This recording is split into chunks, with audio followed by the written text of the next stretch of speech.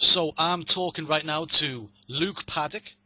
He's a professional boxer. He's been professional for 18 months. He's undefeated in 6 fights, and he's looking to fight again in May and then in June, I think. And he's fighting at light welterweight. And we're going to talk about his next fight. We're going to talk about his amateur record. We're going to talk about how he's finding it as a professional, and then we're going to talk about also training and nutrition and stuff like that. So how you doing, Luke? I'm fine, mate. I'm fine. How about yourself? I'm really good.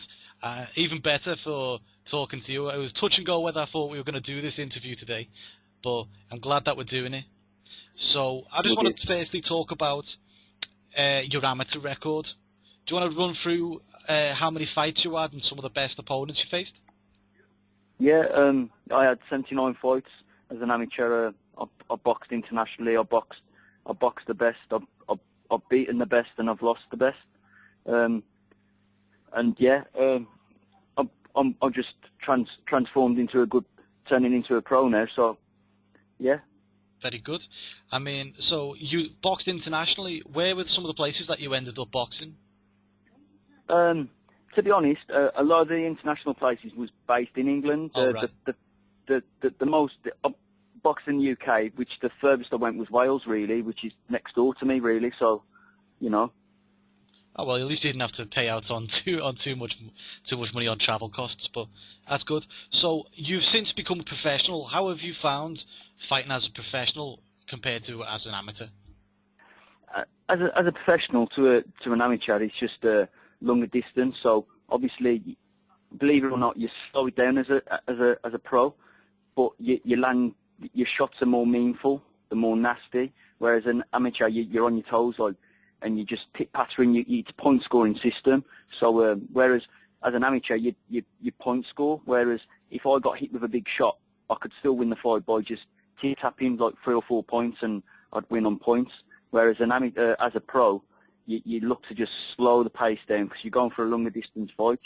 It's like a marathon, not a sprint. So, but yeah, my training as a pro is just longer distance.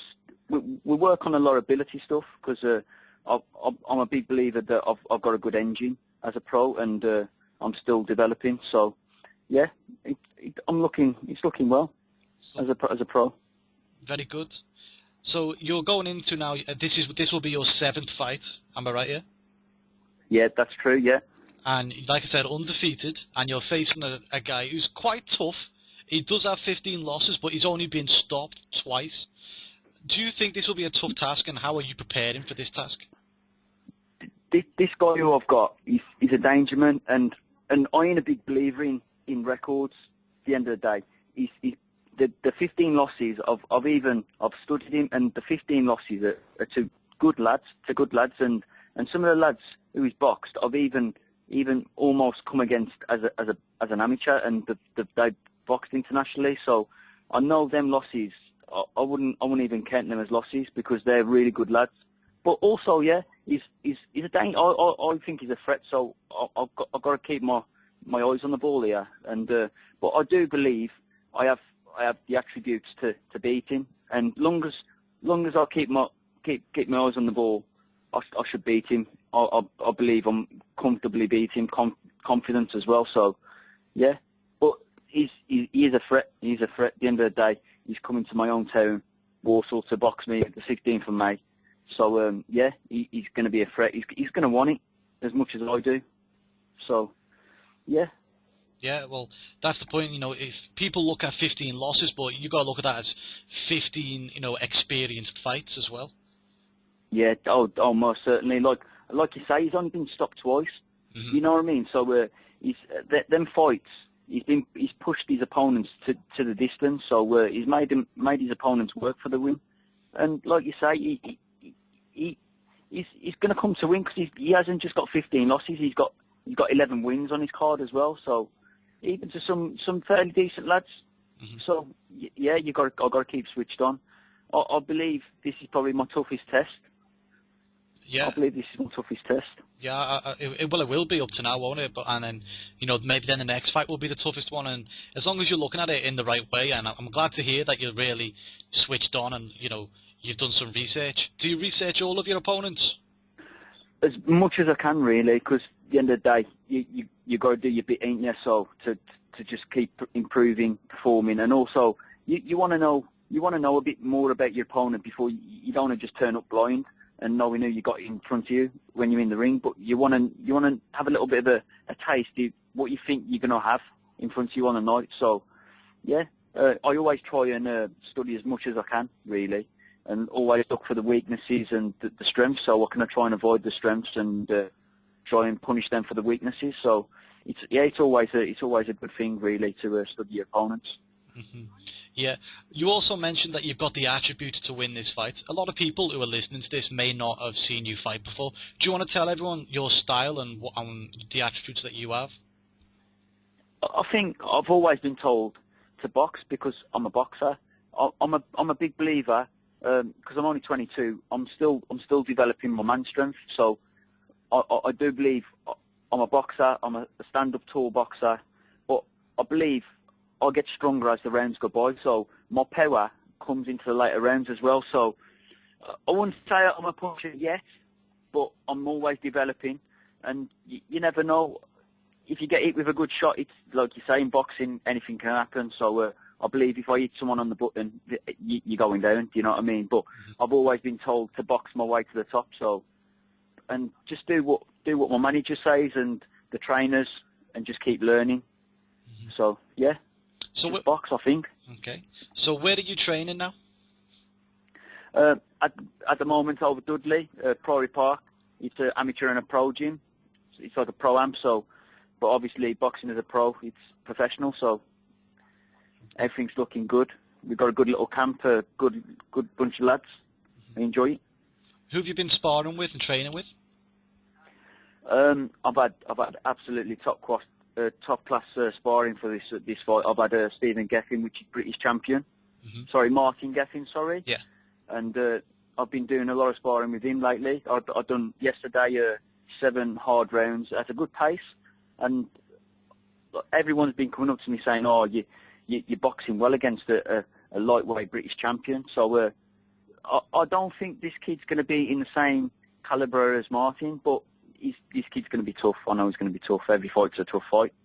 So I've had really good sparring so far, and I just hope to keep sparring going. So yeah, okay, just get plenty of sparring in. Yeah, I want to talk about your training sessions now, and the best way we can do this is I want to know exactly what Luke Paddock does in a training day. So take me through the whole day from the start when you get up, all the way to when you go to bed at the end. What training goes in?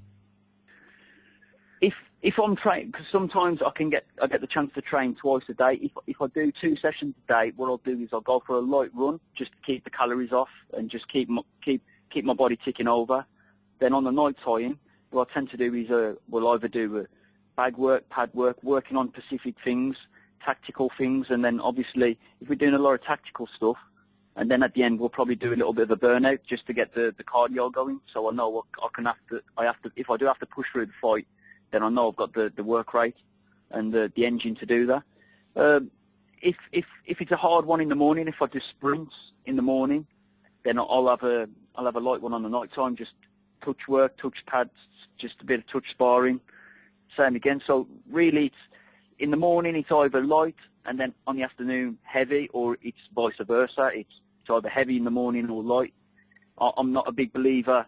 I've done it in the past as an amateur where I've just gone full throttle, and when it comes to fight night, you're just empty. There's nothing there. So yeah, I just tend to just either light heavy or heavy light throughout the day. So like I say, if I go running in the morning, I'll have like my bag work and pad work, boxing work on the night time. Mm-hmm. So yeah, that's very interesting. I was talking to one of the guys. I think you'll have sparred with Jason Wellborn. Am I right? Do you work with Wellborn as well? Yeah. I was speaking to him about things yesterday, and would you like to tell people what it's like making weight? Because a lot of people don't understand what it's like to make weight. For a specific weight. So do you want to tell the people? Yeah, the boxer's world is a hard man's life, especially any weight-making sports. It's a hard game. Anyone who does weight-making sport, it's hard. it's just you can't touch foods you want to touch. You just have to stick to a specific diet, and the discipline, it's unreal. That's why I have a lot of respect for boxers, because everyone says to me, "What's the hardest part of boxing?" And you might call me a crazy man, but I think being punched, it doesn't bother me. I'm used to being punched all the while. The hardest part for me is dieting, and it's just hard. Just having the discipline to stay 8 weeks, eating the right food and not touching fizzy pop and having no McDonald's and greasy foods. It's a hard life. If you get an average man doing that, I'll take my hat off to him. It's a hard game. It's dieting really, which is the hard part. But it's hard.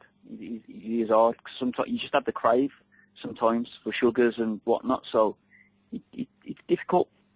I mean, you see, I love the boxing game, and I always work out. I work out like 5 times a week myself. But the worst thing with me is, when you're trying to diet, I'm the worst at the diet. So I love like you said, the fizzy pop. I love the chicken wings. I don't want to go on about too much because you might like it too.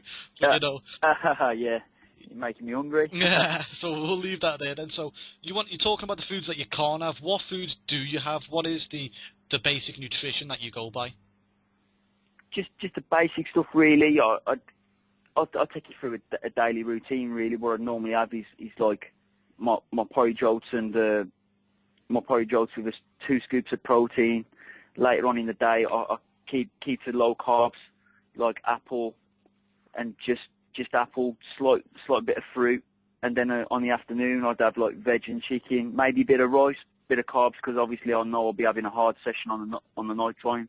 And then after your session on the night, I'll be coming back home to like fish, veg, just meats and veg, and maybe a bit of carb, sweet potato, and just before I go to bed, I'll probably have like a casein protein, just a slow releasing, which so I'll probably put a bit of milk in that, just to slow the process of the protein as you're asleep. So, and it's just a recycle. And you go again on the next day and the next day after that, really. Mm-hmm.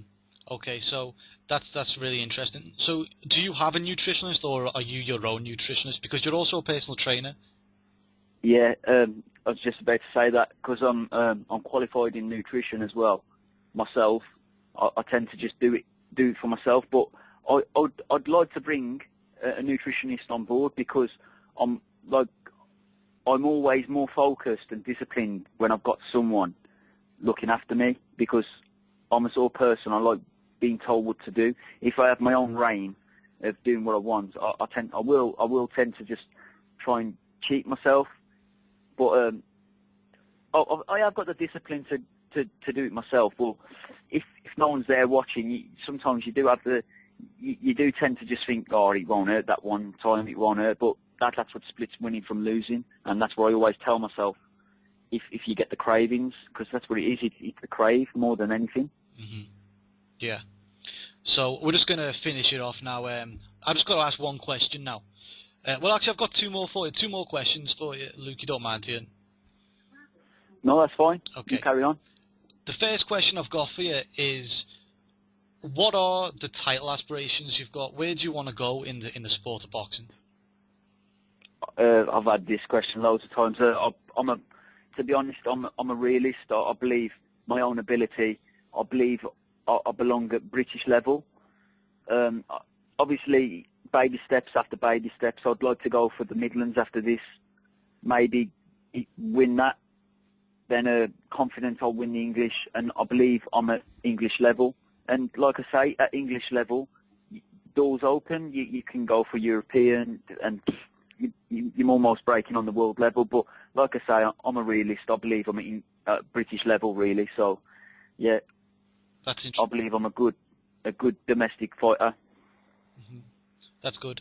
And the last question I've got for you then is what do you think is going to be more important in your career? Just taking part in boxing?